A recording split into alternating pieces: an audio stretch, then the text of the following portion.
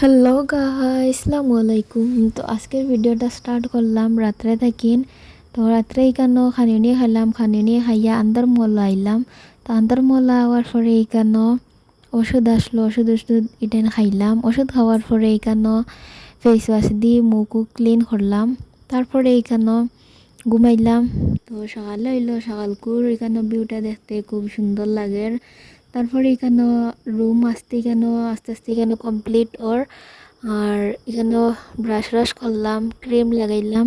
পরে এখানে চাও খাইয়া ইয়া আন্দার মহল আবার এখানে ক্লিন করলাম। ক্লিন করার পরে এখানে ঝাড়ু দিয়া মুছিয়া সব কিছু এখানে রাখলাম। পরে এখানে নি বানাইয়া আন্দার মহল আবার আইলাম।